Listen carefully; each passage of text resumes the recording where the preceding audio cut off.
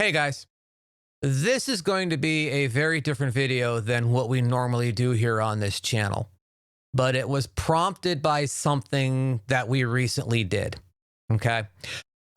Recently, David and I completed a video series where we were comparing converter boxes. Okay. And it was prompted by, we get a lot of comments that people say that we should be printing our mixes back into a separate computer system through a high quality converter box like a Dangerous Music or a Rupert Neve or a Burl Bomber. Okay, so that's exactly what we did.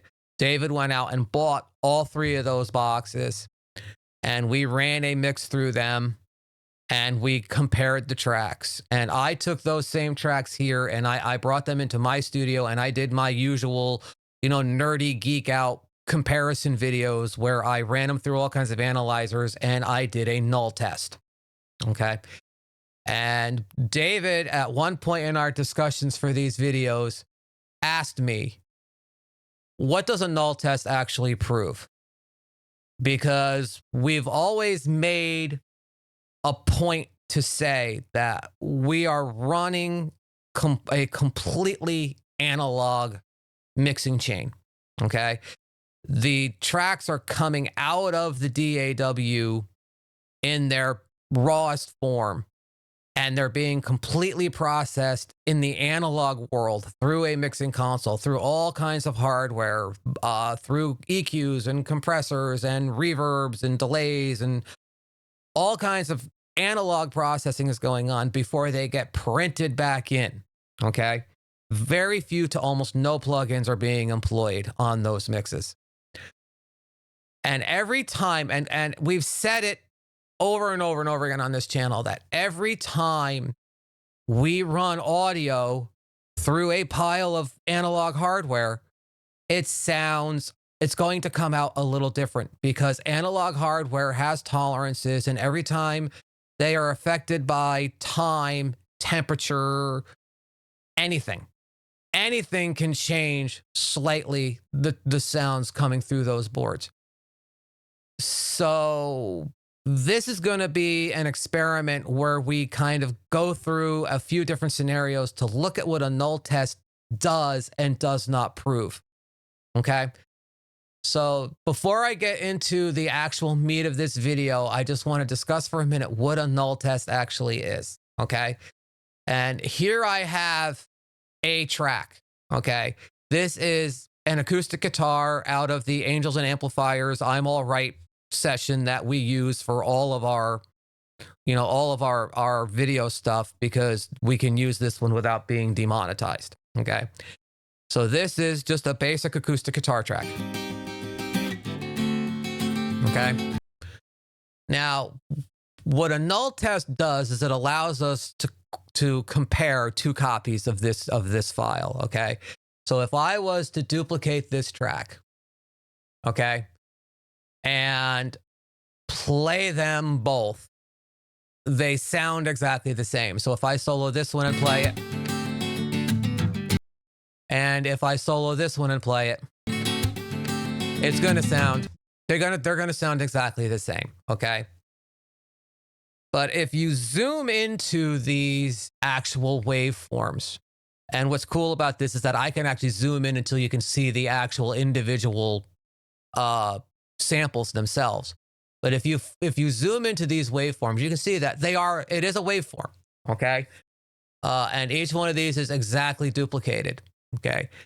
Now, what a null test is it flips the polarity of one of these tracks. In other words, like if you can see here where both of these peaks are going up at the same time. What a null test is when you make one of these peaks go down and the other one goes up.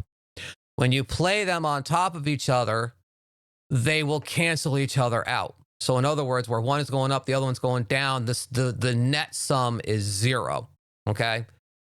And you can test the polarity two different ways in Reaper, at least.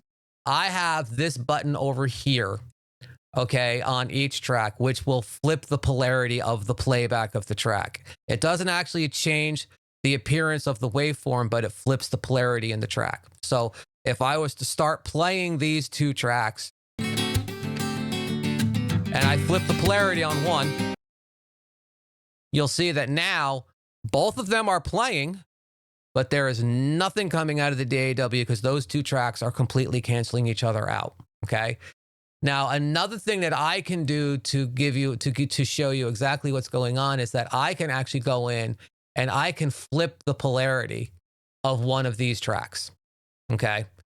So as you can see, where this one is going up, this one is going down. So now if I hit play again with both of these tracks active, nothing is coming out. Okay, as you can see, again, they're both playing. I can mute either one of them and you'll hear the audio, but when they're playing consecutively on top of each other, they are canceling each other out. Okay, that is a null test, and those are two tracks that perfectly null. Okay, and what that basically says is that these tracks are 100% identical. All right. So what we're going to get into now is we're going to look at a few different scenarios. And this is probably going to be a very long video, so I hope you guys bear with me, okay? But we're going to look at a few different scenarios and what a null test actually does prove, doesn't prove, and where a null test is valuable and where it isn't, okay? So give me 1 second. I'm going to change this around and we'll come back and we'll start and we'll get into the meat of the video. So when David asked me, what does a null test actually prove? I got the idea to do this, okay?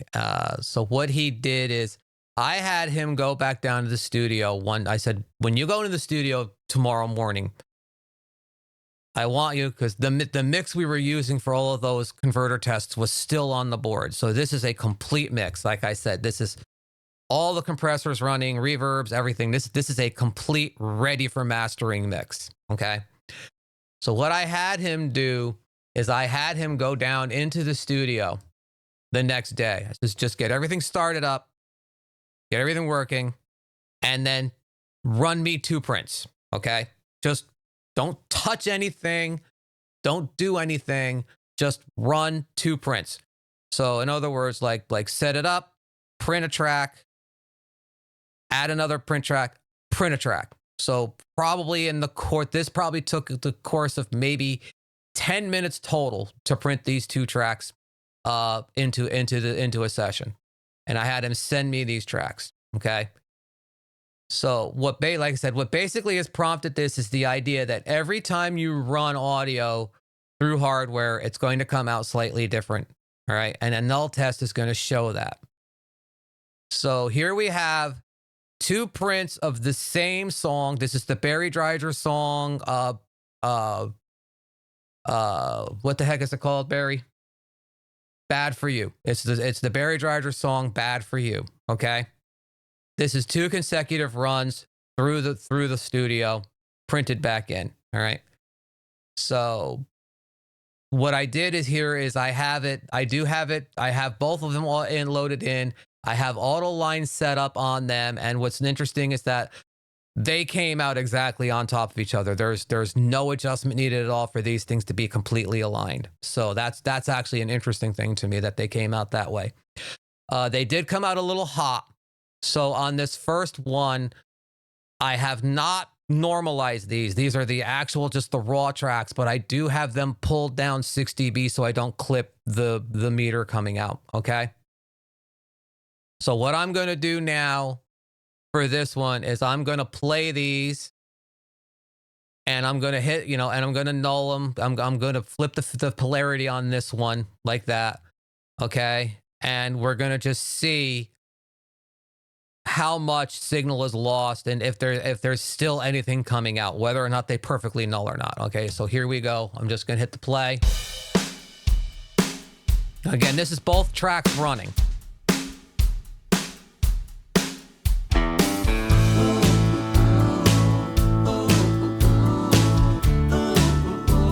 Flip. Okay. So now audibly, I'm not hearing anything, But if you look over at the meters, there is still negative 63 dB coming out. Okay. There's 63 dB below full scale. Okay. So if these tracks had perfectly nulled, that would be infinite. So like I said, if you reset it with nothing playing, you have infinite. And if I hit play anywhere in the song, I've got negative 63 dB coming out of the DAW. So again, like if I pull up an analyzer and we look at it, you can see that, you know, there is output. There is audio coming out of there. All right. So what basically that is telling us is that even though it's not really audible, unless I really turn the gain up a high on this, which I actually could do. Let me do that. Let me both these. Let me just kick the gain up. Okay. If you listen, and I'll probably turn this up in editing, you can hear pretty much the whole song playing. I'll drop it back down so we stop clipping everything. All right. So again, like I said, so what that is basically proving is that they're not the same track. Okay. They're not identical tracks. So when basically saying when you run audio through analog equipment, it's always slightly different. And what that matters for us is when you're doing comparisons of hardware, when you're comparing two different pieces of hardware, there are just two pieces of hardware in that chain. And there's a, you know, in a chain of hardware. And any quantifiable differences that you hear between two different pieces of hardware are negated by the fact that the entire environment is changing every time you run audio through it. So a null test, in all honesty, in the way that we've been using them in hardware comparisons, are basically useless. Okay.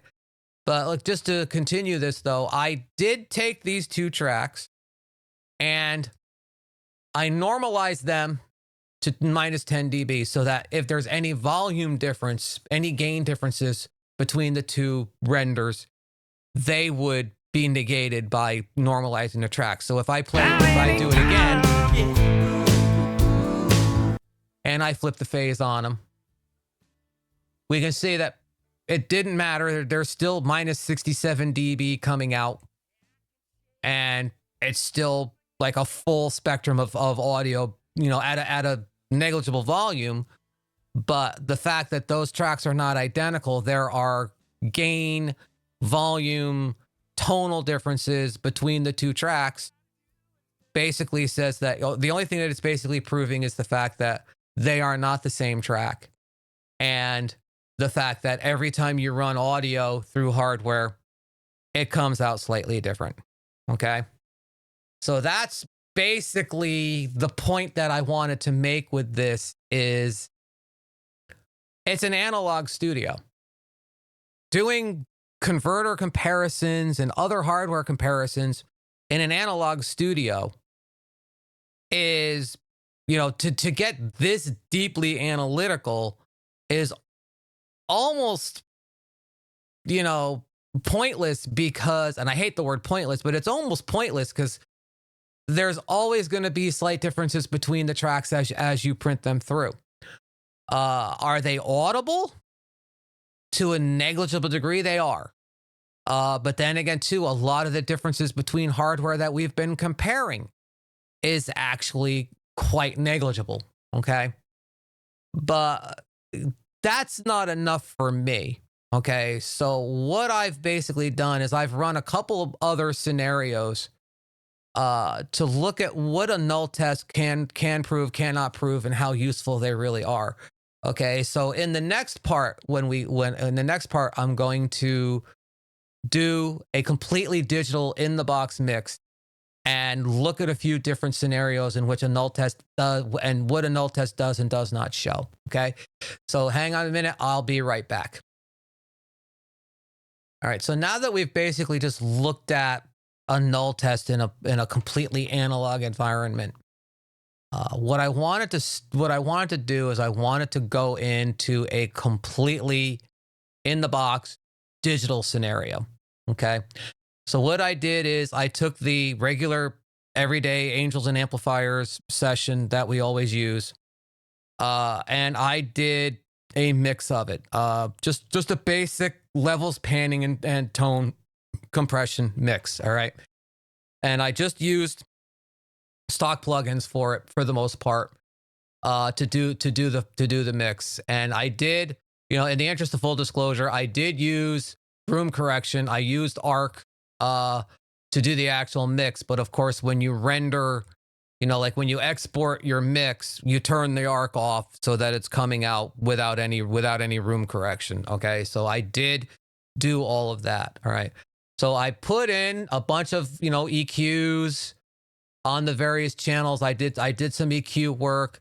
I did some compression where I thought it was necessary, but again, I used all just stock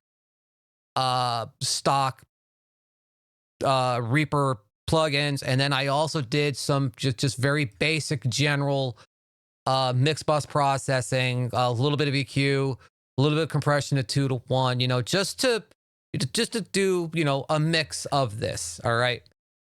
And then I started exporting copies. All right. I exported 2 copies and I loaded them into here. And then I went back in and I added Boz Digital's manipulator and I flipped the phase on the mix.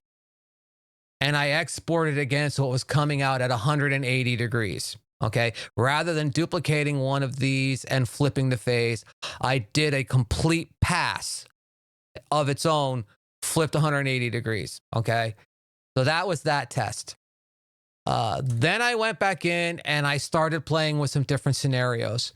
I put a gain, rather than touch a fader, I put a gain plugin on the mix bus and I knocked the overall level of the mix down 1 dB. All right, so I exported a clean file, and then I exported a file with it gained down by 1 dB. Then I went in and started playing some games and stuff. I went onto the bass bus, and again, using a gain plugin rather than touch a fader, I pushed the bass up 3 dB. Okay, ran a clean pass, and then the bass up 3 dB pass. I went into the mix bus again. And I just did a very gentle 1 dB up and down smiley face EQ. I put a low shelf at 30 hertz, up 1 dB. I put a wide cut at 495 hertz, minus 1 dB. And then a high shelf at 8 kilohertz, up 1 dB. Very, very minor, almost imperceptible change to the mix bus overall. Again, exported a clean copy and then exported a copy processed. And then for the last one, I put Ozone Imager on it and I pushed it up 25% wide and ran 2 passes again, one clean and then one 25% wider. Okay. So we're going to have all of these. Then I loaded all of these into a bunch of different sessions. This is the minus 1 dB session, et cetera, et cetera. So we're going to look at each one of these individually. Okay. We're going to start with, and also I did nothing. I did not normalize these. I did not auto align these. I did nothing. These are 100% the exact way that they were rendered out of the session. So this is the first one where I just did 2 passes. This is, again, completely digital, nothing analog on this at all. So I just did 2 passes. All right. And, we're going to test these. So let me start playing these. Okay. I know the seasons right and I'm going to flip the phase. All right.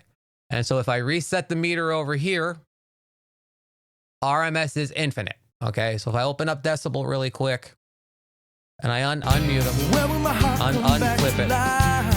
Okay. You see, again, this is cumulative 2 tracks. All right. I flip the phase on one of them. It is completely gone, okay? Completely zeroed out. There's nothing coming out of there. You know, the RMS is clean, everything. So those tracks, again, even though they are two separate passes out of my DAW, those two tracks are exactly identical, all right? So now, if we look at this one, all right, just to show this really quick, you will see that this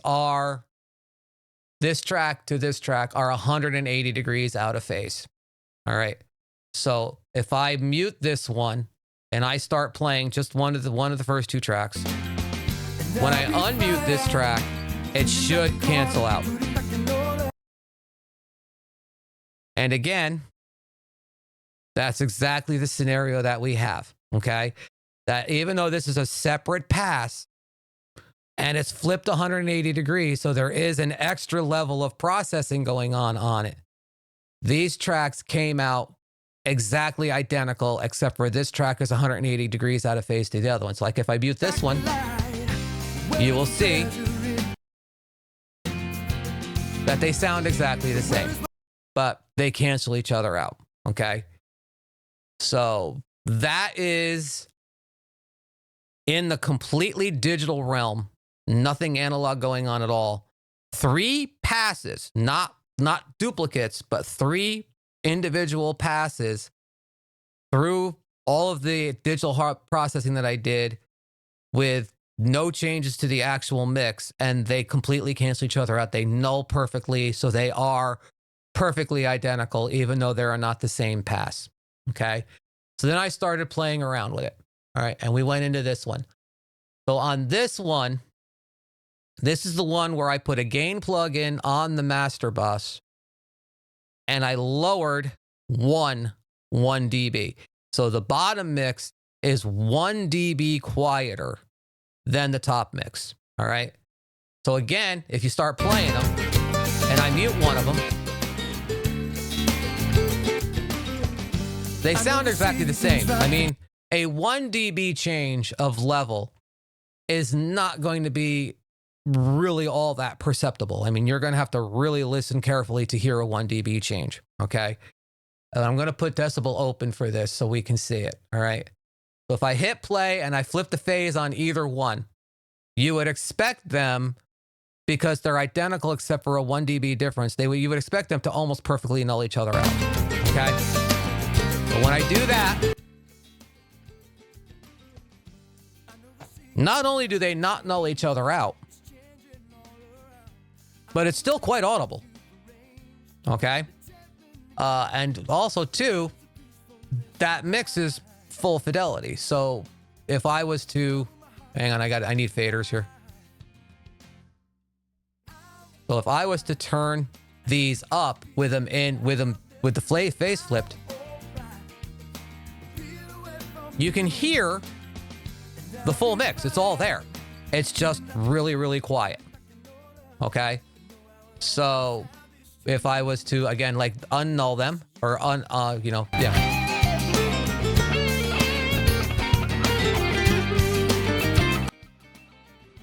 It doesn't matter which one I flip either. It just does not null out. Okay. So in the digital world, a 1 dB difference in the overall level of the track itself being the only difference between the two tracks, they do not null. I mean, they completely do not null. Okay. So that's in that particular scenario, again, what it's basically proving is that they're not the same track, that there is a difference in the track. All right. So now we can get into a little bit more of a surgical analysis of this. And we have this set here. Okay. Now this one is the same basic digital mix. Okay. Where the only difference is that on the second pass out, the bass is 3 dB louder. Okay. But what happens when you play these two? Okay. Again, with the same thing, you hit play.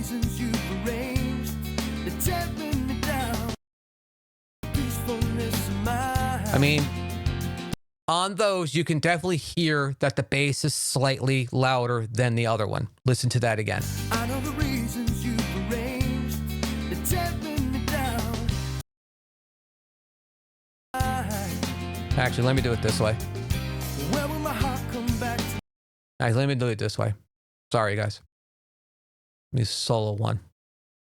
I know the reasons you've arranged, it's tearing me down. Where is the peacefulness of mine? Where will my heart come back to life? I mean, there is a perceptible difference in the level of the bass between those two tracks. Okay. They both sound good. I mean, if you like bass, the second mix is, going to be your bag, But again, what's going to happen now, if I play them both, and I flip the phase on one of them,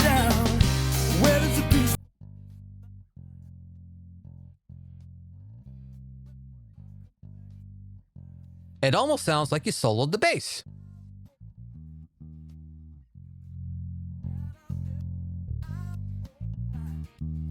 Which is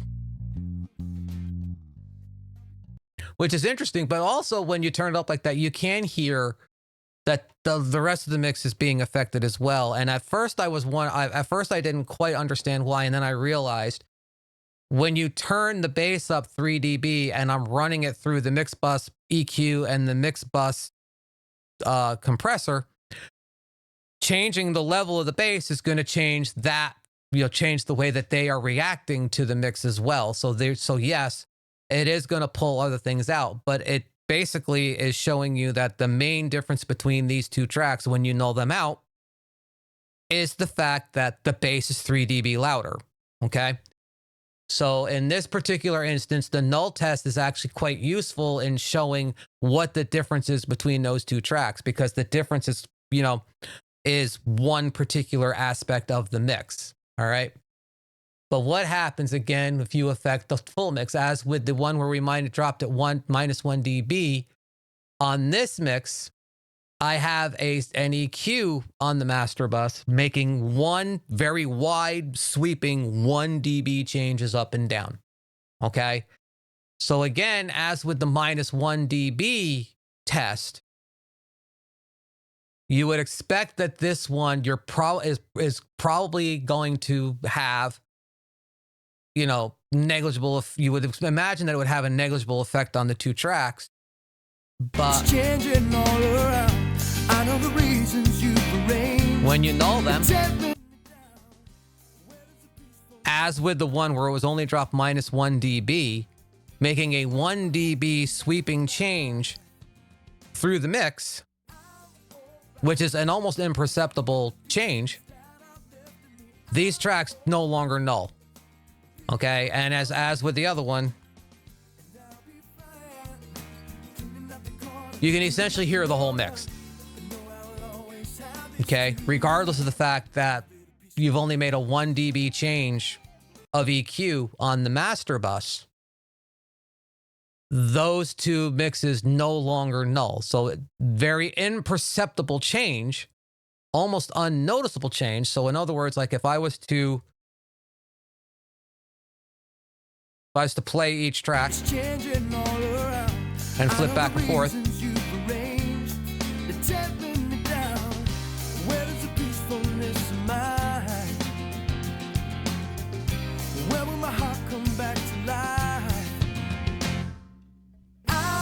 there is an imperceptible, negligible difference between those two tracks. But when you null them out, they completely do not null. Those imperceptible changes make those two tracks dissimilar enough that the null test shows that they're not the same track. Okay?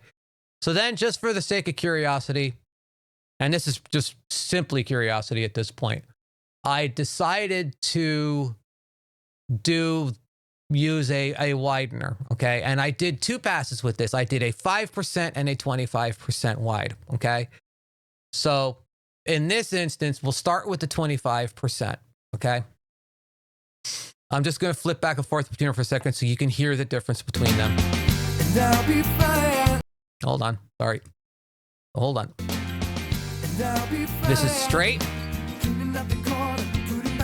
25% wide.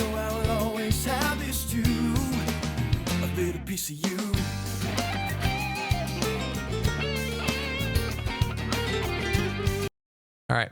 So now if I play them on top of each other, make that a little smaller. There we go. I play these on top of each other and null one out. And I'll be fine.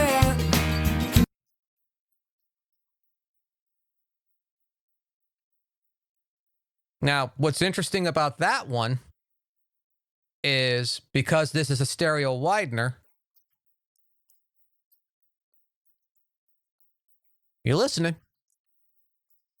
You're not hearing anything up the middle. What you're hearing is anything that's on the sides, but the mids are completely negated by the phase flip. Okay? So you're not hearing any vocals unless they're because the background vocals are spread out. The overheads are spread out. And that's basically it. This is actually a very mono mix. If you hear that basically it's almost like you soloed the sides. Okay? So just to see what happened if I went to a 5% wide change, which again is probably going to be pretty imperceptible.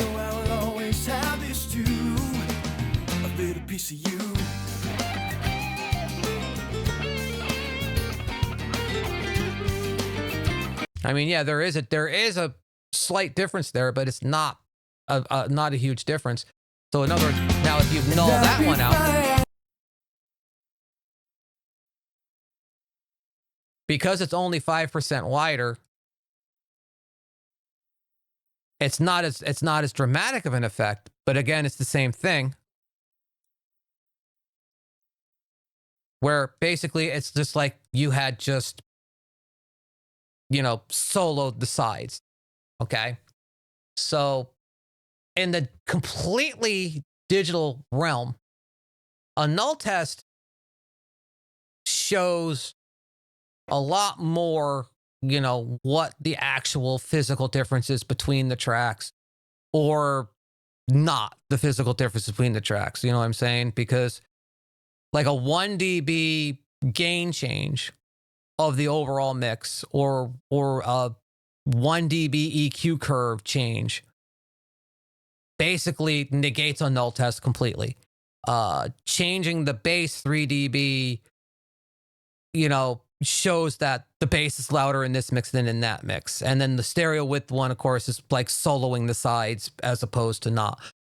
So basically what your null test is proving again in the digital realm is that they're not the same tracks, that there are physical differences between the tracks or not. They're either a track is completely identical or there are differences.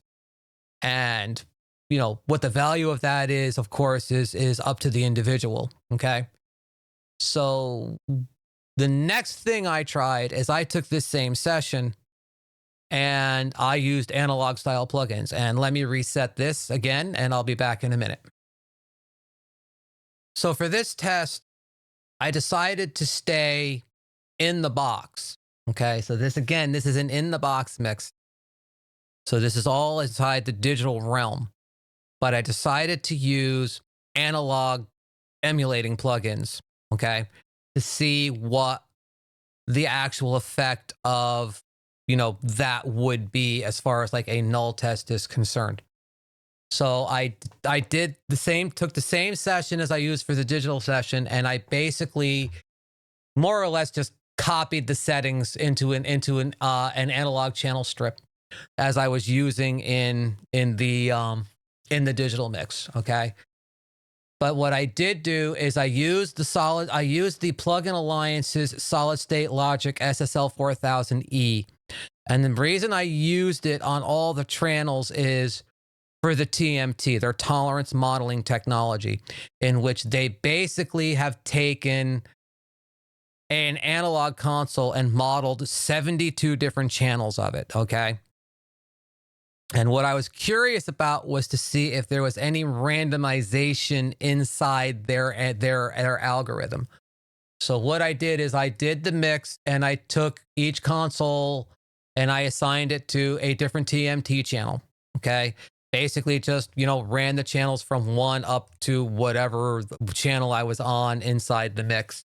I also used the channel strip on the buses in the same way I was using bus processing in the other mix. But on the mix bus, I opted to go with other analog style plugins that were not TMT modeled. So I used the Tone Empire Black Q, which is a plugin I actually love for mix bus EQ. And I wasn't shy with it. I've got the drive set halfway up. I've got, like the air band is pushed up 3 dB. There's some pretty heavy EQ going on here. I used the Arturia Comp Diode 609 for a diode bridge compressor, a Neve style compressor on the bus, set 2-to-1, basically bouncing the needles up to around 4. And I put soft tube tape on the mix bus as well, with the needles bouncing pretty much up to 0, which is basically, a pretty common analog style mix bus processing for anything. Okay. And as I did in the previous test, I ran 2 passes through it. Okay. 1 pass and then ran another pass through it. Okay. And what I was looking for in this one is, does the TMT modeling have any randomization to it, or are those fixed algorithms for each channel? And what would the effect of a null test be with analog style plugins? Okay. So again, to play these 2 tracks and compare them back and forth so that you can see that they are essentially the same track. Change, it's changing all around. I know the reasons you've arranged. You're tearing me down. Where is the peacefulness of mine? Okay. There's no EQ variation or compressor variation between those 2 tracks. So let's see what happens when you flip the phase on these. Okay. We unsolo that and hit play. Change, it's changing all around. I know the reasons you've arranged. And which that's kind of interesting, because what you're basically getting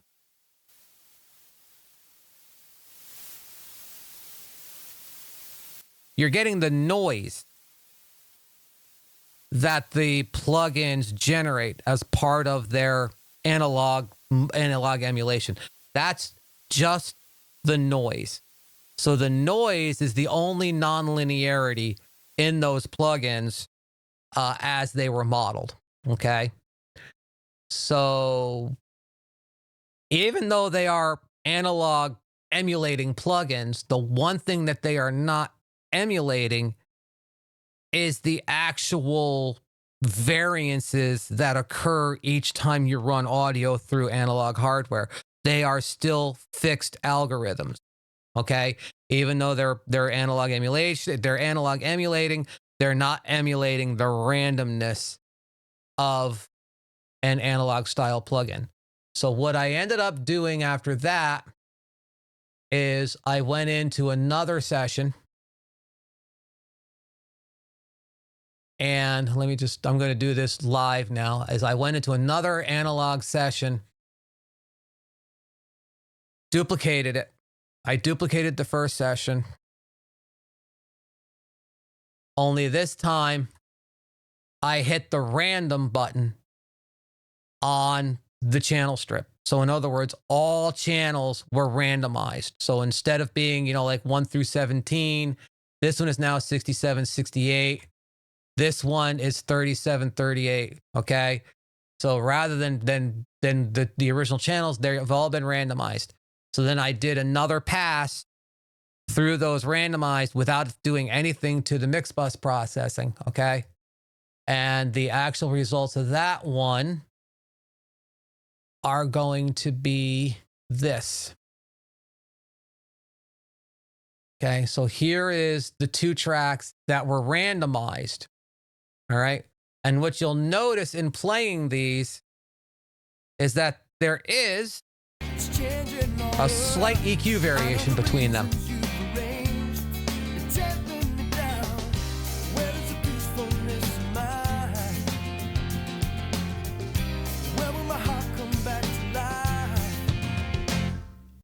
I mean, it's a very slight variation, but it is a variation.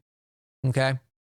And I think if you continuously randomize those channels, you will get different tonal variations out of each one. Which is interesting too. So they are kind of emulating the randomness, but it's still a fixed. So if I do a null test on this one, as you would expect, they don't null at all. Okay. And what's actually interesting too is that they null to a lesser degree than the actual studio did. There's a lot of level coming out of there still. Okay. So again, what your null test is basically showing you is that they are not the same track. But in this case, they are showing you that the randomization of the plugin itself is quite extreme from channel to channel to channel. So again, useful, okay, and very interesting. Okay, so that in that scenario, a null test on an analog style plugin type of a mix shows whether or not you've randomized 2 different tracks. Okay, so we've got one more to do. And that one I will demonstrate again in a minute. The last one is what happens if in a lot of home studios, you just use analog mix bus processing. So give me 1 second to reset again, and I'll be right back. Okay, so in this last comparison, I went back into the digital mix because I wanted to eliminate any possible variables except for what was happening on the mix bus itself. Okay. So I went back into the digital mix. I stripped out all of the mix bus processing that I had done. And I put in the reinsert plugin and I sent the mix out through a couple of different analog master bus chains. Okay. I did 2 passes through my Fusion with the warm audio bus compressor in the loop, and I had everything engaged. I used every processing module. I had the transformers engaged on both the Fusion and the warm audio bus compressor. I had the warm audio bus compressor bouncing up, close to 4. And then, like I said, I did processing. I did EQ. I did drive. I even used the high frequency compressor just because it's there. You stereo width. I used the whole capability of the unit, and I ran 2 passes through it. Then I disconnected those and I ran it through my other mix bus chain, which is a little bit, a little bit fancier, a little bit more higher quality I have a SSL ultraviolet EQ. I have the SSL bus compressor. I have the Rupert Neve Design 542 Portico tape emulators, and I have the SPL Big stereo widener. Okay, and again, set to what is, a pretty normal, mix bus chain of, like up a little boost at 30 dB, a little boost at 12 dB, a little bit of a cut at 500 dB, and then a little boost at 8K, like your basic smiley face EQ. And to add a little top end clarity to it, I had the bus compressor bouncing around 4. The porticos are being driven, not to distortion, but being driven hard. And then the SPL big is just on like 5 because I didn't want to get too stupid wide with it. And again, I did 2 passes through that as well. Okay. So to look at those, we're in here. Okay. And what we have here is I have both sets of tracks. I do have auto align on them to make sure that they are aligned. Okay. And as you can see with the pass through the fusions, they didn't need any adjustment. And with the pass through the 500 series mix bus chain, it needed no adjustment. Okay, so they both tracked out on top of each other. Okay, so again, in this instance, because it is analog, you would expect them to not null perfectly because they are analog, and for there to be possibly some tonal variation between them. So again, to play the track, I know the seasons about to change. Solo that one. That's take 1. That's take 2.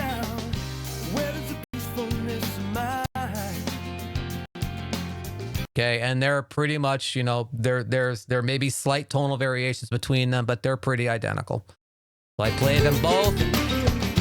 I know the seasons about to change. And I flip the phase on them. We've got minus 92 dB on the meter. You can see that there is audio going through it. Let's crank them up and see what they sound like. See if we can hear anything. Nope, I can't get it loud enough for you to hear it.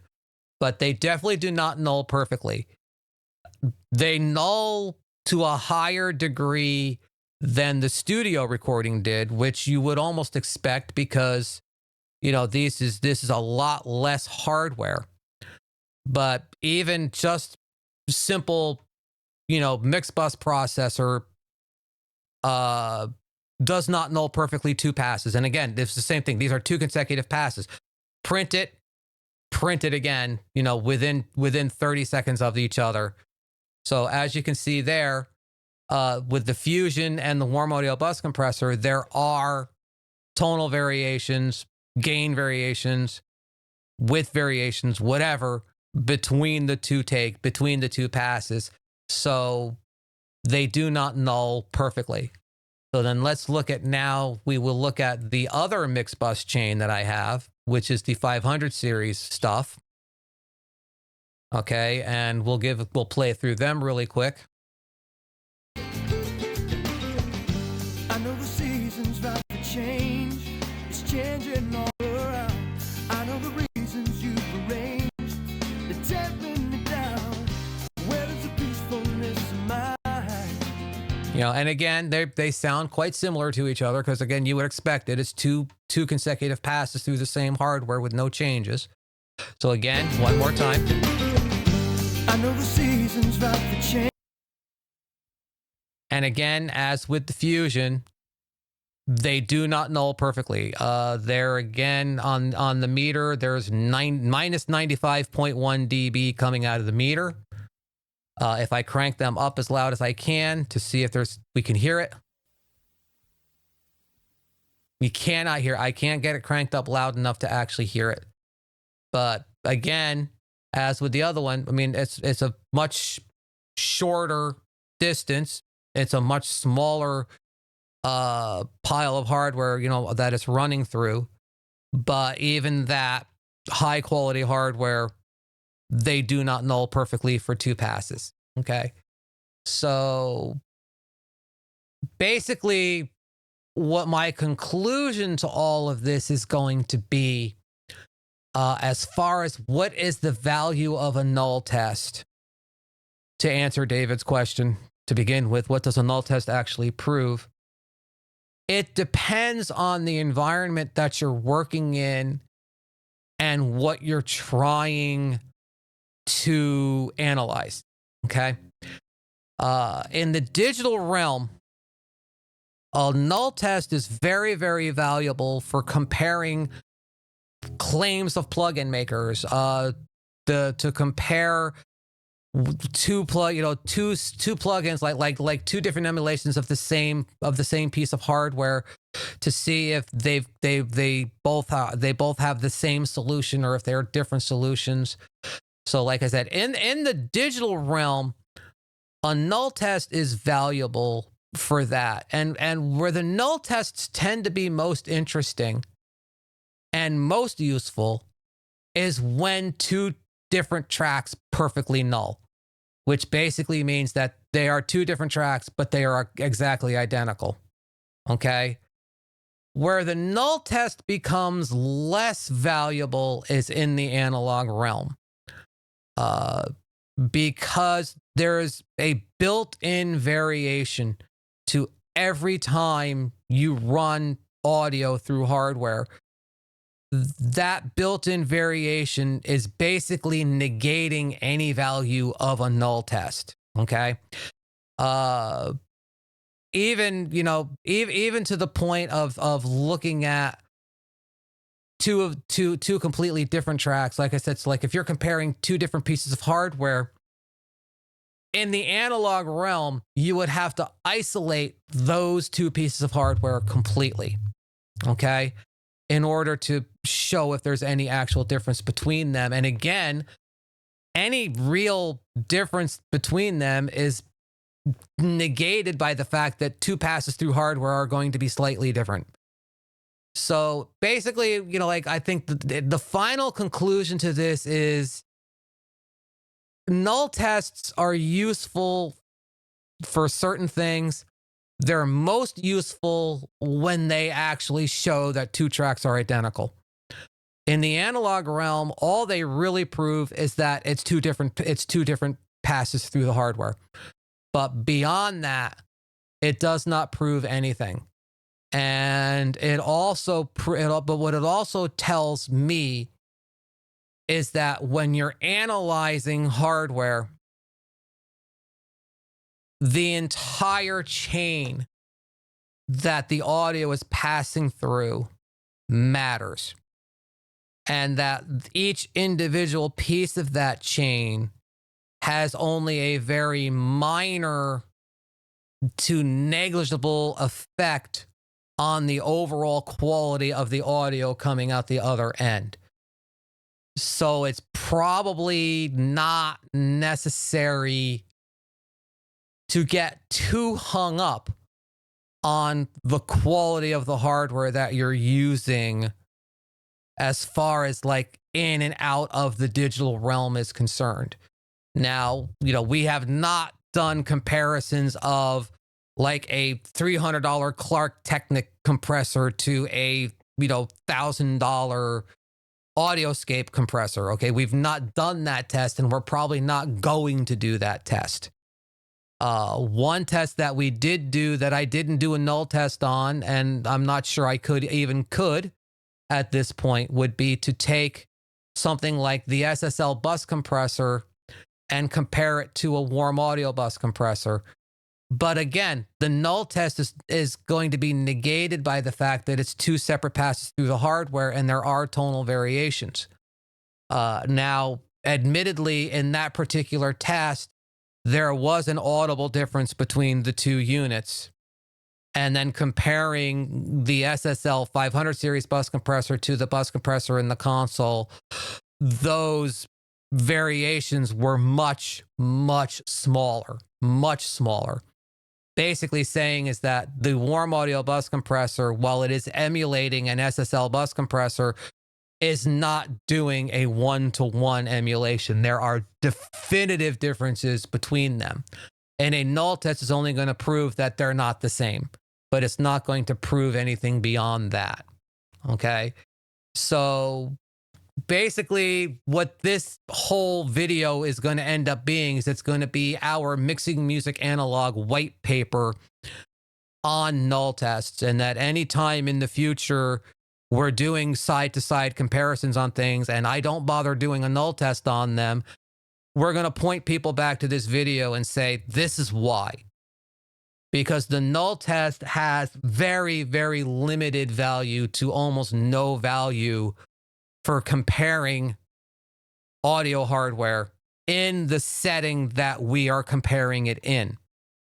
Now, again, if I was to isolate the two pieces of hardware from all the rest of what's going on in the studio, differences might become more apparent, and a null test might show that those differences are greater, but that is not a value to our workflow because we're working in an analog environment, and the effect that one piece has, in order for us to to take advantage of it, has to be wide enough to be noticeable audibly. And most of what I'm showing in this test is that the differences, very slight differences between files negate a null test. So it becomes, at the end of the day, simply a what do we hear? And what we're hearing good enough to make this change? So, as in the converter comparisons that we just did, there were quantifiable differences. The null tests did show that there were differences between the files. Those differences, of course, were very, very negligible audibly. And a lot of the negligible audible differences between those tracks, some percentage of those audible differences can be attributed to the fact that it's two separate passes through analog hardware, and that the variations that you get between two passes through analog hardware are negating the very negligible audible differences that we were actually hearing, which is why we did not make the change to that particular workflow. Now, if we get a piece of hardware down the road, like a two-bus converter, that we hear a massive amount of difference, or at least a quantifiable difference, and enough of a difference and enough of an improvement to warrant making that particular change to our workflow, we would do so.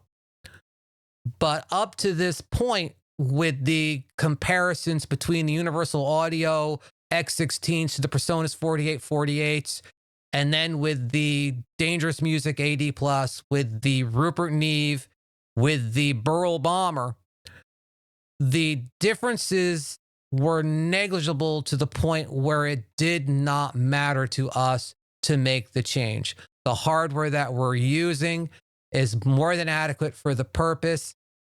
The improvement that would be gained from changing is negligible and therefore not worth the time or money to do. So anyway, that is basically the conclusion that we came to in those comparisons. And the conclusion of this video is that null tests in the analog world are very limited, of very limited value to almost no value at all, and therefore not something that I'm going to probably pursue unless I have an instance in front of me where I need to.